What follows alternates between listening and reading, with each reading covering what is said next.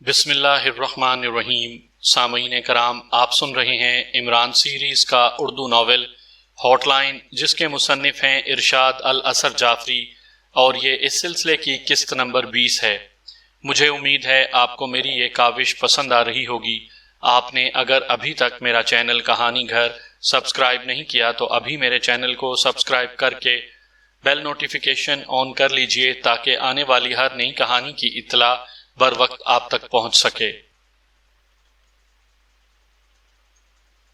بڑا عجیب سا کیس ہے۔ ابھی تک یہ ہمیں معلوم ہی نہیں ہو سکا کہ اغوا شدہ سائنسدان آخر ہیں کہاں، کیپٹن حمید نے طارق صاحب کی طرف دیکھتے ہوئے کہا۔ سوائے کرنل فریدی کے وہ سب اس وقت ریڈ کالونی کی کوٹھی نمبر 101 میں بیٹھے ہوئے تھے۔ ہاٹ لائن کے ہیڈ کوارٹر سے نکلنے کے بعد کرنل فریدی نے انہیں یہاں بھیج دیا تھا اور وہ خود کہیں چلا گیا تھا۔ میری زندگی کا بھی یہ پہلا کیس ہے کہ اتنا وقت گزرنے کے بعد بھی ہم اندھیرے میں ہیں، ریکھا نے کہا۔ تم ٹھیک کہہ رہی ہو، ایسے خوار تو ہم پہلے کبھی بھی نہیں ہوئے، روزا نے کہا۔ اگر تم میری بات مان لو تو خوار ہونے سے بچ سکتے ہو، قاسم نے کہا۔ جی آپ بھی فرمائیے، آپ کی کون سی بات مانی جائے، کیپٹن حمید نے طنزیہ لہجے میں کہا۔ سالے کپتان وپتان، اگر تم میرا خالہ جات کی منت کرو تو وہ تم کو بتا دے گا کہ سائنسدان کہاں ہیں، قاسم نے کہا۔ تو کیپٹن حمید کے منہ کا ذائقہ ہی کڑوا ہو گیا اور اس نے گھور کر قاسم کو دیکھا۔ اگر منہ اچھا نہ ہو تو بات تو اچھی کرنی چاہیے، کیپٹن حمید نے غصے سے کہا۔ او ہو سالے، ان فل فلوٹیوں سے پوچھ لو کہ کس کا منہ گندا وندا ہو رہا ہے، قاسم نے ہنستے ہوئے کہا۔ کیپٹن حمید اس کی بات کا جواب دینا ہی چاہتا تھا کہ کمرے کا دروازہ کھلا اور کرنل فریدی کمرے میں داخل ہوا۔ کبھی تو اس لڑائی بھڑائی سے بھی باز رہ جایا کرو، کرنل فریدی نے ناراض لہجے میں کہا۔ سر، یہ وقت ناراضگی کا نہیں ہے، آپ سائنسدانوں کے بارے میں کچھ معلوم کر کے آئے ہیں، لہٰذا ناراضگی چھوڑیے اور ہمیں بتائیے، ریکھا نے کرنل فریدی سے کہا تو اس کے چہرے پر مسکراہٹ آ گئی۔ ہاں، بہت کچھ معلوم ہو گیا ہے اور یہ معلومات مجھے عمران کی وجہ سے ملی ہیں، کرنل فریدی نے مسکراتے ہوئے کہا۔ عمران کی وجہ سے؟ لیکن کیسے؟ کیپٹن حمید نے حیرت بھرے لہجے میں کہا۔ سالے کپتان وپتان، میں نے تو پہلے ہی کہا تھا کہ میرے خالہ جات سے پوچھ لو، وہ بتا دے گا، قاسم نے فخریہ لہجے میں کہا تو کیپٹن حمید نے اسے ایک بار پھر غصے سے دیکھا۔ سالے کپتان وپتان اسی طرح جلتا رہے گا، قاسم نے اسے غصے سے دیکھ کر کہا۔ جب ہاٹ لائن کے فریگی سیکشن کے ہیڈ کوارٹر سے فریگی اور عمران کی ساتھی روشی غائب ہوئیں تو مجھے اندازہ ہو گیا تھا کہ روشی فریگی کو لے کر نکل گئی ہے تاکہ اس سے کچھ پوچھ گچھ کر سکے۔ تنویر اور صفدر جب فریگی اور روشی کو ڈھونڈتے ہوئے میرے قریب سے گزرے تو میں نے تنویر کے کالر پر 3X ڈکٹا فون کا بٹن لگا دیا۔ کافرستان کے اس جدید ترین ڈکٹا فون کے بارے میں تو تم جانتے ہی ہو، اس کا بٹن بال جیسا باریک اور ریت کے ذرے کے برابر جسامت کا ہے اور لباس سے چمٹ جاتا ہے، اور اتفاق یہ ہوا کہ تنویر نے کپڑے بھی بٹن کے رنگ کے پہنے ہوئے تھے۔ میرا اندازہ 100% درست ثابت ہوا، فریگی کو مس روشی لے گئی تھی۔ عمران نے فریگی سے پوچھ گچھ کر کے ہاٹ لائن کے چیف کے بارے میں معلومات حاصل کیں اور پھر عمران خود بلیک چیف کو لے آیا۔ انہوں نے بلیک چیف کو بھی زبان کھولنے پر مجبور کیا۔ یہ تمام گفتگو میں نے نہ صرف سنی ہے بلکہ اس کو ریکارڈ بھی کیا ہے، اب تم اس کی ریکارڈنگ سن لو، کرنل فریدی نے کہا، اور پھر اس نے جیب میں سے ایک چھوٹی سی کیسٹ نکال کر ریکھا کی طرف بڑھا دی۔ ریکھا نے کیسٹ سن لی اور پھر وہ ایک چھوٹا سا کیسٹ پلیئر اٹھا کر لے آئی۔ اس کے ذریعے ان سب نے عمران اور اس کے ساتھی کی گفتگو سنی۔ شالما جنگل یہ ہے کہاں؟ ریکارڈنگ سننے کے بعد کیپٹن حمید نے طارق صاحب کی طرف دیکھتے ہوئے کہا۔ شالما جنگل پر بھی بات کریں گے، پہلے میں اپنی حکومت کو اب تک کی رپورٹ دے دوں، کیونکہ اس بار حکام نے تاکید کی ہے کہ انہیں ساتھ ساتھ رپورٹ دی جائے، کرنل فریدی نے کہا، اور پھر اس نے اپنا سیل فون نکال کر کافرستان بات کی، اور بات کرنے کے بعد اس نے سیل فون واپس جیب میں رکھ لیا۔ اس کے بعد اس نے بھی سوالیہ انداز میں طارق صاحب کی طرف دیکھا۔ شالما جنگل انتہائی خطرناک ہے، اس تک پہنچنے کے لیے ہمیں کئی آدم خور قبائل سے گزرنا پڑے گا۔ ان جنگلوں میں صرف انسان ہی آدم خور نہیں ہیں، بلکہ ان جنگلوں میں مکھیاں، چیونٹیاں، دیگر سینکڑوں حشرات اور درندے بھی آدم خور ہیں۔ ان جنگلات میں ایسی مکڑیاں بھی پائی جاتی ہیں جو گوشت خور ہونے کے ساتھ ساتھ انتہائی ذہین بھی ہوتی ہیں۔ وہ اپنے شکار کے سامنے نہیں آتی، جاگتے ہوئے شکار کے قریب نہیں آتی، بلکہ اس کا تعاقب کرتی ہیں۔ انہیں شکار کی خوشبو سے ہی معلوم ہو جاتا ہے کہ شکار اب جاگ رہا ہے یا سو رہا ہے۔ یہ تقریباً شکار سے 2-3 فرلانگ کا فاصلہ رکھ کر اس کا تعاقب کرتی ہیں۔ سرخ رنگ کی یہ مکڑیاں خاصی بڑی جسامت کی ہوتی ہیں اور عموماً یہ 5-6 کے گروپ بنا کر رہتی ہیں اور شکار کا تعاقب کرتی ہیں۔ ان کے ایک بار کاٹنے سے انسان یا جانور مکمل طور پر بے ہوش ہو جاتا ہے۔ بے ہوش کے بعد یہ شکار کا گوشت نوچ نوچ کر کھا جاتی ہیں۔ اس کے علاوہ یہاں ایسی بھیڑیں بھی پائی جاتی ہیں جو عموماً زہریلے سانپوں کا شکار کرتی ہیں۔ سانپوں کے ساتھ ساتھ یہ انسانوں کی بھی دشمن ہیں۔ ان کے کاٹنے سے بھی انسان بے ہوش ہو جاتا ہے اور پھر یہ اسے کھا جاتی ہیں۔ افریقہ کے گوشت خور درختوں کے بارے میں تو تم سب جانتے ہی ہو۔ نہ صرف انسان بلکہ ان کے قریب سے گھوڑا اور ہاتھی بھی گزرے تو یہ درخت اسے جکڑ لیتے ہیں، اور جب ان کا شکار پنجر میں تبدیل ہو جاتا ہے تو پھر یہ اسے چھوڑ دیتے ہیں۔ افریقہ کے وچ ڈاکٹروں کے بارے میں بھی تم نے سنا ہوا ہے۔ یہ بھی غیر افریقی انسانوں کے بہت بڑے دشمن ہیں۔ ان کے جادو ٹونے میں انسانی کھوپڑیاں استعمال ہوتی ہیں اور اپنے جادو ٹونے کے لیے یہ غیر افریقی انسانوں کا شکار کرتے ہیں۔ جنگلوں کے درمیان میں ہی بعض مقامات ایسے آ جاتے ہیں کہ درختوں کے جھنڈ ختم ہو جاتے ہیں اور سر سبز میدان دکھائی دینے لگتا ہے۔ خوبصورت ریشمی گھاس دکھائی دیتی ہے اور انسان کا دل چاہتا ہے کہ وہ اس گھاس پر لیٹ کر آرام کرے، لیکن اس گھاس میں لاکھوں کروڑوں کی تعداد میں زہریلی چیونٹیاں ہوتی ہیں۔ وہ تو منٹوں میں ہی اپنے شکار کو ڈھانچے میں تبدیل کر دیتی ہیں۔ میں مزید ان جنگلوں کے بارے میں کیا بتاؤں؟ بس اتنا سمجھ لو کہ ہر قدم پر موت منہ کھولے سامنے آ جاتی ہے۔ جب ہم ان جنگلوں میں داخل ہوں گے تو ہم پر مزید اسرار کھلیں گے۔ طارق صاحب نے طویل گفتگو کرتے ہوئے ان کی گفتگو سن کر ان سب کے رونگٹے کھڑے کر دیے۔ اف توبہ توبہ، اتنا خوفناک جنگل، تو کیا پھر ہم زندہ مندہ واپس نہیں آ سکیں گے؟ قاسم نے کہا۔ طارق انکل نے یہ تو بتایا ہی نہیں کہ جنگلی عورتیں ہاتھی جیسے مردوں کو پسند کرتی ہیں اور ان سے شادی کر کے انہیں ہمیشہ کے لیے اپنے پاس رکھ لیتی ہیں، کیپٹن حمید نے کہا۔ اچھا، پھر تو ٹھیک میک ہے۔ طارق انکل، اس جنگل سے زیادہ خوفناک ماحول تو سالی چھپکلی بیگم نے گھر کا بنایا ہوا ہے۔ میں تو اس جنگل سے ڈرنے ورنے والا نہیں ہوں، قاسم نے بے خوفی کا اظہار کرتے ہوئے کہا۔ ان فطری دشمنوں کے علاوہ ہاٹ لائن یا وہ سپر باس بھی ہماری جان کے دشمن ہیں، جس کا ذکر بلیک چیف نے عمران کے سامنے کیا ہے، کرنل فریدی نے سنجیدہ لہجے میں کہا۔ سر، یہ سپر باس کون ہو سکتا ہے؟ روزہ نے پوچھا۔ حالات تو یہی بتا رہے ہیں کہ یہ خاص لوگ ہیں، سائنس میں بہت ایڈوانس ہیں۔ وہ ہاٹ لائن جیسی با وسائل، طاقتور اور انتہائی سیکرٹ تنظیم کو بھی ڈمی کے طور پر استعمال کر رہے تھے، اور نہ جانے انہوں نے کتنی تنظیمیں بنا رکھی ہوں گی اور کیا کیا سیٹ اپ بنائے ہوئے ہوں گے، کرنل فریدی نے کہا۔ یعنی آنے والا وقت ہمارے لیے انتہائی کٹھن اور خوفناک ہے، کیپٹن حمید نے کہا۔ بے شک، اور جیسا کہ طارق صاحب نے بتایا ہے کہ اس سفر میں ہر قدم پر خوفناک موت نے ہمارا استقبال کرنا ہے، اور معلوم نہیں کہ وہ کس لمحے ہم میں سے کسی کا شکار کر لے۔ لہٰذا اگر کوئی یہاں سے واپس جانا چاہتا ہے تو اسے اجازت ہے، وہ جا سکتا ہے، کرنل فریدی نے سنجیدہ لہجے میں کہا۔ سر، موت کی جانب یہ ہمارا پہلا سفر تو نہیں ہے۔ آپ کے ہمراہ ہم نے سینکڑوں نہیں تو درجنوں سفر ایسے کیے ہیں جہاں موت رقاصہ بن کر ہمارے ارد گرد رقص کرتی رہی ہے، اور بھگوان کی کرپا سے کبھی بھی ہمارے قدموں میں لرزش نہیں آئی۔ اور شہروں میں ہم کون سی محفوظ زندگی گزارتے ہیں؟ ہم تو ہر لمحہ موت کے سائے میں رہتے ہیں۔ ہماری فیلڈ ایسی ہی ہے کہ کسی بھی وقت کوئی اندھی گولی ہمیں موت سے گلے ملا سکتی ہے۔ جب ہمارا ایک ایک لمحہ موت سے اٹکھیلیاں کرتے ہوئے گزرتا ہے تو پھر اس موقع پر ہم بزدلی کا مظاہرہ کیسے کر سکتے ہیں؟ ہم آپ کے ساتھی ہیں، آپ پر ہم اعتماد کرتے ہیں، ہم بھلا آپ کے اعتماد کو ٹھیس کیسے پہنچا سکتے ہیں؟ سریش نے نہایت ہی جذباتی لہجے میں کہا تو روزہ، ریکھا اور حمید نے تالیاں بجا کر اس کی تائید کی۔ سر، سریش کا کہا کافی ہے یا آپ مزید بھی کچھ سننا پسند کریں گے؟ ریکھا نے مسکراتے ہوئے زو معنی انداز میں کہا، سریش کا کہا کافی ہے اور مجھے اپنے ساتھیوں پر فخر ہے۔ میرے دیش میں آپ جیسے لوگ موجود ہیں، اس لیے میرا دیش بہت عظیم ہے اور ہمیشہ عظیم رہے گا۔ کرنل فریدی نے بھی مسکراتے ہوئے کہا، قاسم تمہارا کیا پروگرام ہے؟ کیا تم ہمارے ساتھ چل رہے ہو؟ کیپٹن حمید نے قاسم کی طرف دیکھتے ہوئے کہا، سالے کپتان وپتان، میری تو جان ہر وقت اپنے کرنل ورنن پل قربان ہونے کے لیے تیار میار رہتی ہے۔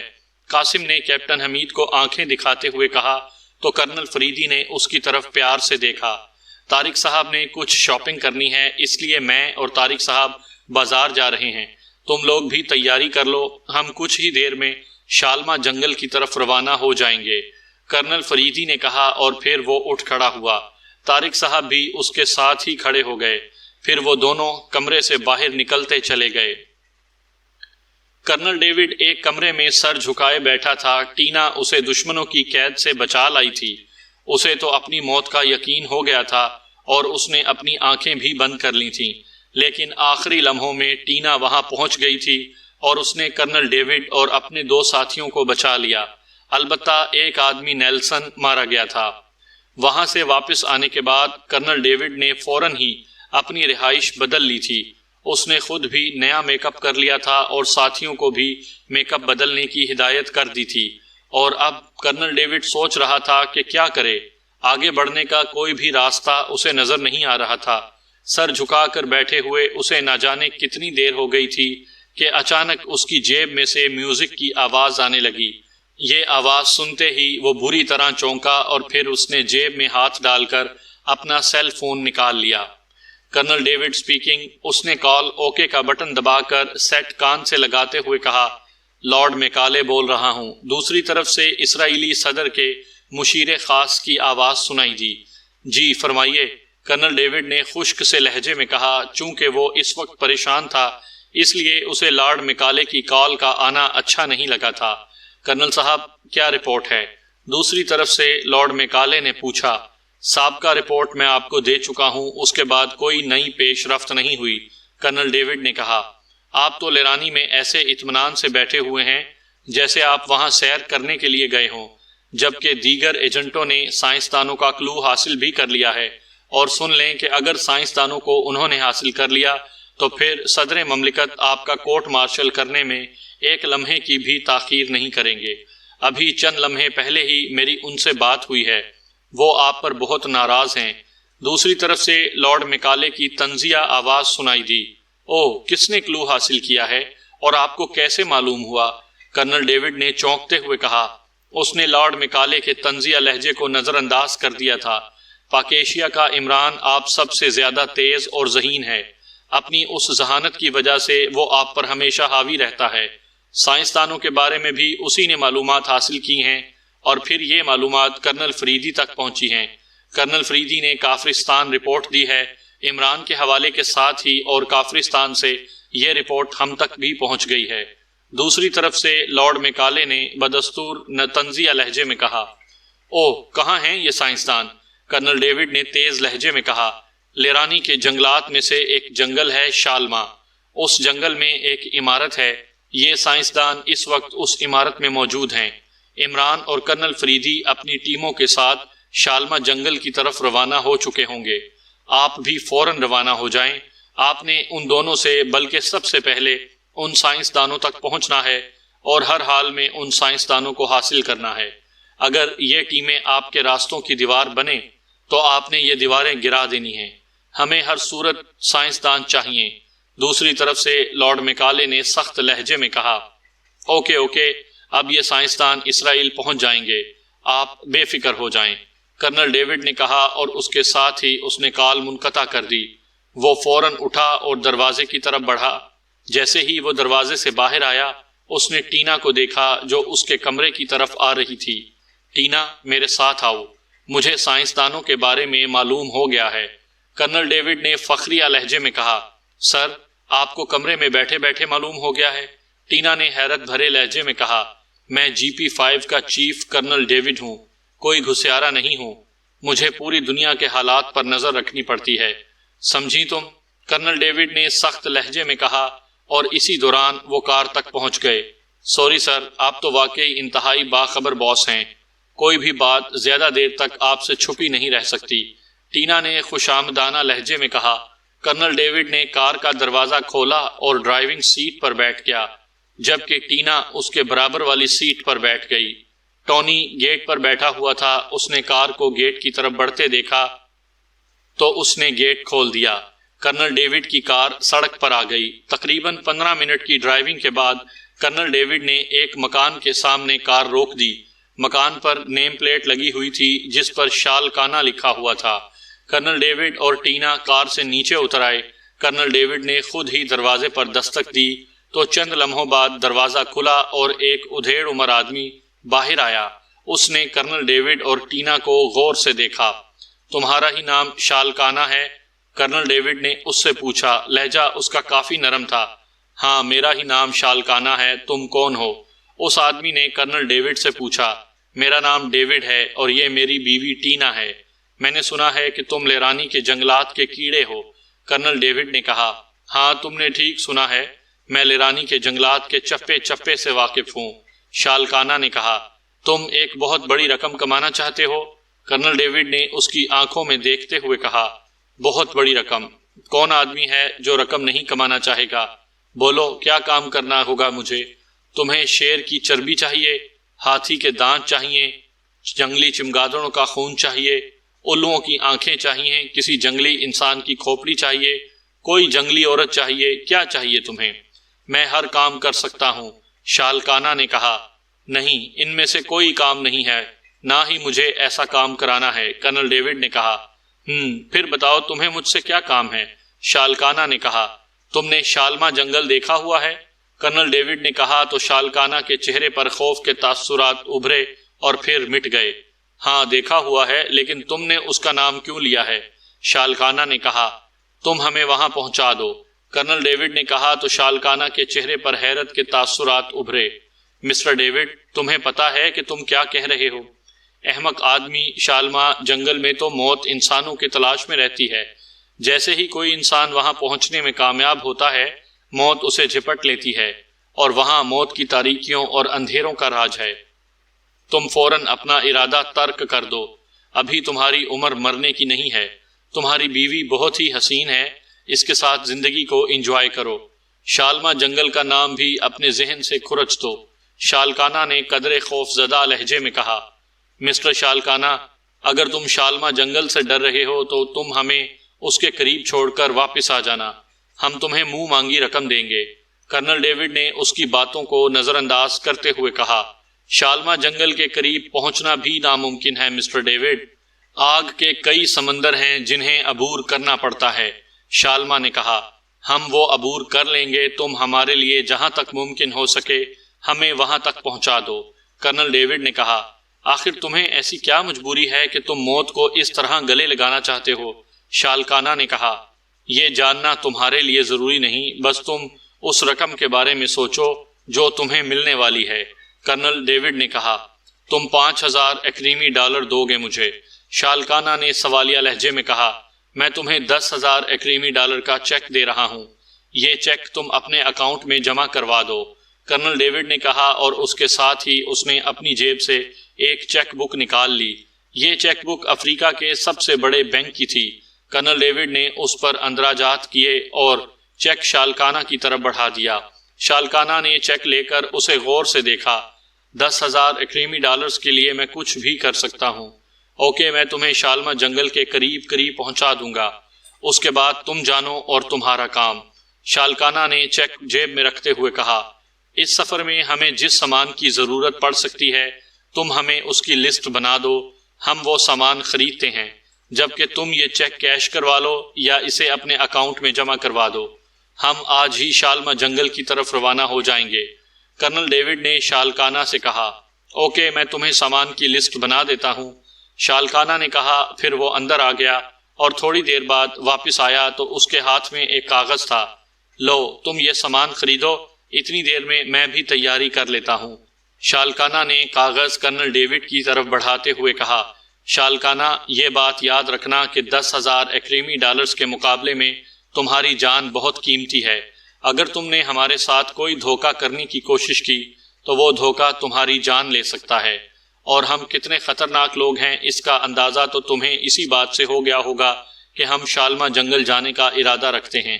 کرنل ڈیوڈ نے شالکانہ کو دھمکی دیتے ہوئے کہا، میرا ارادہ تمہیں دھوکہ دینے کا بالکل نہیں ہے، اور شالما جنگل جانا تمہاری خطرناک ہونے کی دلیل نہیں ہے، اور نہ ہی یہ تمہاری بہادری ہے، بلکہ یہ تمہاری بے وقوفی ہے، اور اس سفر پر روانہ ہونے سے پہلے تم اپنے خاندان والوں کو بتا دینا کہ اب وہ تمہارا انتظار نہ کریں، تم کبھی بھی واپس ان کے درمیان نہیں پہنچ سکو گے۔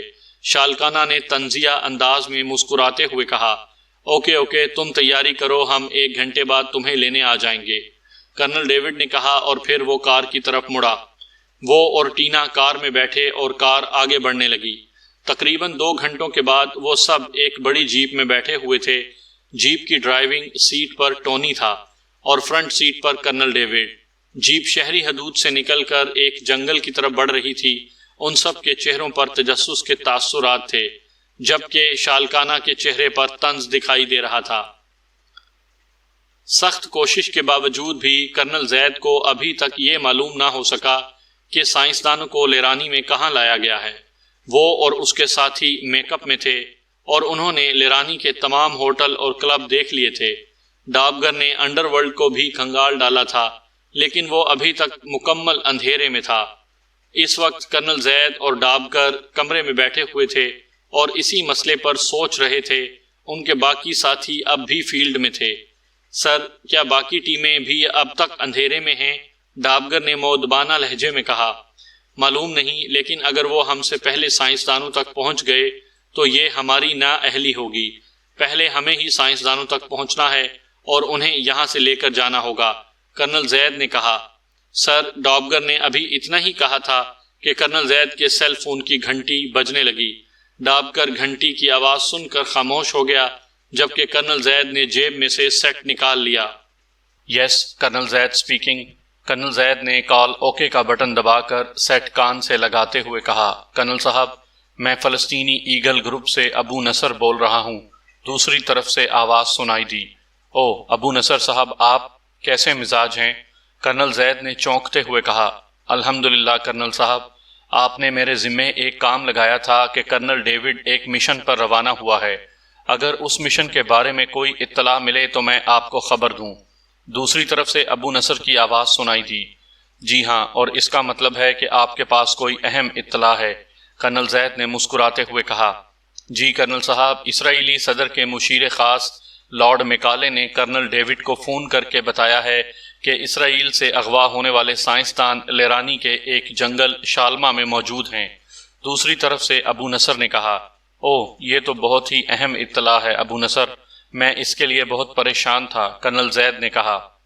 کرنل صاحب، جیسے ہی ہمیں یہ اطلاع ملی ہے ہم آپ تک پہنچا رہے ہیں، اگر کوئی اور خدمت ہو تو وہ بھی بتائیں۔ دوسری طرف سے ابو نصر نے پرخلوص لہجے میں کہا، شکریہ ابو نصر صاحب، آپ یہ بتائیں کہ کیا آپ نے یہ اطلاع پاکیشیا کے عمران صاحب کو بھی دی ہے؟ کرنل زید نے کہا، کرنل صاحب، ایسا معاملات میں عمران صاحب بہت ایڈوانس ہیں، شالما جنگل کے بارے میں سب سے پہلے انہوں نے ہی معلومات حاصل کی ہیں، ان سے یہ معلومات کافرستان کے کرنل فریدی تک پہنچی ہیں۔ کرنل فریدی نے جب یہ رپورٹ اپنے حکام کو دی ہے تو پھر وہاں سے یہ رپورٹ اسرائیل تک پہنچ گئی ہے، اور لارڈ میکالے نے کرنل ڈیوڈ کو فون کر کے یہ اطلاع دی ہے۔ لارڈ میکالے کا فون ہم نے سنا ہے اور آپ کو اطلاع دے رہے ہیں۔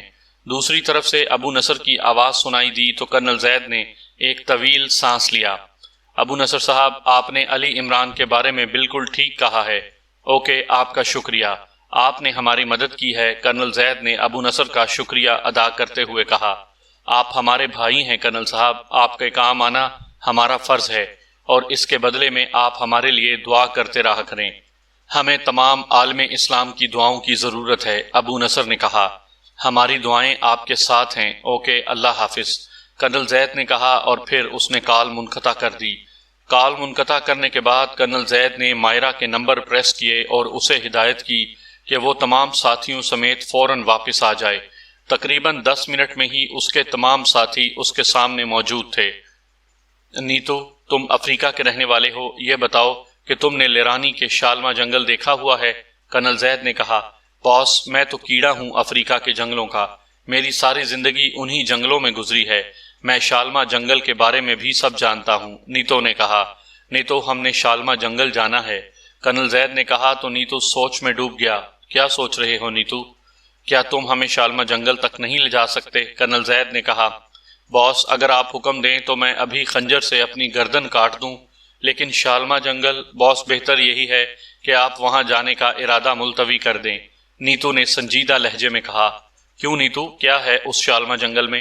تم تو بہت ہی پریشان ہو گئے ہو، مائرا نے کہا۔ مادام، میں اپنی وجہ سے پریشان نہیں ہوا، مجھے تو آپ لوگوں کی فکر پریشان کر رہی ہے، نیتو نے کہا۔ نیتو، بتاؤ تو صحیح کہ اس جنگل میں ہے کیا؟ پولیس کمشنر سائم نے کہا۔ صاحب، آپ جانتے ہیں کہ افریقہ کے اسرار دنیا بھر میں مشہور ہیں اور لیرانی کے جنگلات انہی اسرار کا مرکز ہیں۔ شالما جنگل تک کسی انسان کا زندہ پہنچ جانا ممکن نہیں، ہر قدم پر موت کے جال ہیں، موت کے خونی پنجے انسان کو دبوچنے کے لیے جگہ جگہ پر موجود ہیں۔ درخت، جھاڑیاں، درندے، شدات وحشی، وچ ڈاکٹرز، دلدلیں، بدروحیں، موت نے ان سب کا روپ دھارا ہوا ہے۔ انسان ایک دو دشمنوں سے بچ بھی سکتا ہے، لیکن ان سب سے تو نہیں بچ سکتا، نیتو نے نہایت ہی خوفناک لہجے میں کہا۔ نیتو، جب ہم گھر سے چلے تھے نا، تو یہ سب باتیں میرے ذہن میں تھیں، اور یہ باتیں میں نے اپنے ساتھیوں سے ڈسکس بھی کی تھی، لیکن ہم سب میں سے کوئی بھی موت سے خوف زدہ نہیں ہے۔ نیتو، ہم موت سے آنکھیں ملانے والے اور موت کے پنجے میں پنجہ ڈالنے والے لوگ ہیں۔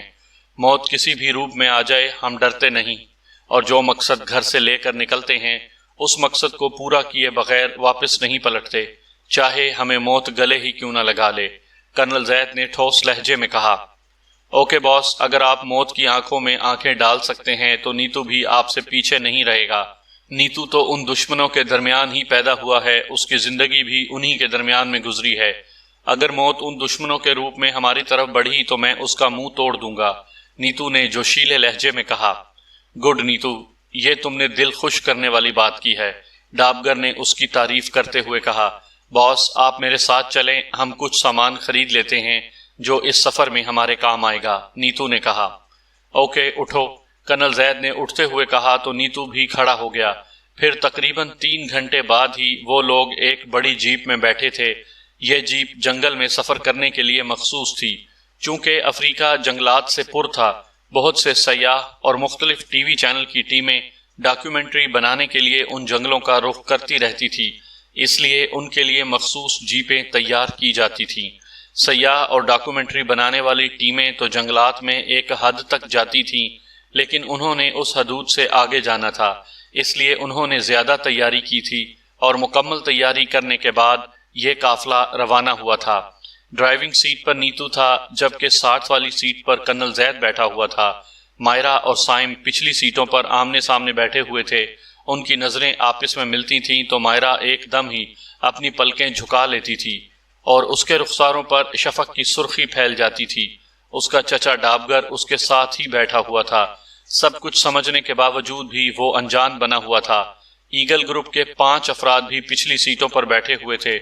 وہ بھی سائم اور مائرا کی جذباتی کیفیت کو سمجھ رہے تھے، لیکن کچھ کہنے اور بولنے کی ان میں جرت ہی نہیں تھی۔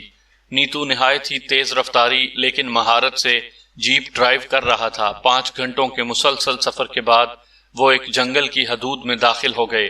اس وقت تک رات کا اندھیرا بھی پھیل چکا تھا۔ نیتو نے جیپ کی لائٹس جلا لی تھی۔ نیتو، ہم شالما جنگل میں کب تک پہنچیں گے؟ مائرا نے جیپ میں چھائی ہوئی خاموشی کو توڑتے ہوئے کہا۔ مادام، ہم 5 گھنٹوں کا سفر کر چکے ہیں، آپ کو وقت گزرنے کا احساس ہوا؟ نیتو نے کہا۔ نہیں، مائرا نے بے اختیار کہا، تو آپ کو آئندہ بھی وقت گزرنے کا احساس نہیں ہوگا، اس لیے آپ بے فکر رہیں، نیتو نے اسے بیک ویو مرر میں دیکھتے ہوئے معنی خیز انداز میں کہا۔ کیا مطلب ہے تمہارا؟ مائرا نے نیتو کی بات سمجھنے کے باوجود بھی انجان بنتے ہوئے کہا۔ مطلب یہ ہے مادام کہ ہمارے ساتھی اتنے اچھے ہیں کہ ان کی ہمراہی میں وقت گزرنے کا احساس ہی نہیں ہوتا۔ باس، ڈابگر انکل، سائم صاحب، آپ اور یہ 5 ایگل، آپ سب اتنے خوبصورت اور پیارے ساتھی ہیں کہ مجھے بھی 5 گھنٹوں کے گزرنے کا احساس نہیں ہوا، اور امید ہے کہ آئندہ کا سفر بھی اسی طرح گزر جائے گا، نیتو نے مسکراتے ہوئے کہا۔ شاید تم ٹھیک کہہ رہے ہو، مائرا نے کہا، اور پھر خاموش ہو گئی۔ جیپ میں بھی خاموشی طاری ہو گئی۔ نیتو، مائرہ نے پوچھا تھا کہ ہمیں شالمہ جنگل پہنچنے میں کتنا وقت لگے گا۔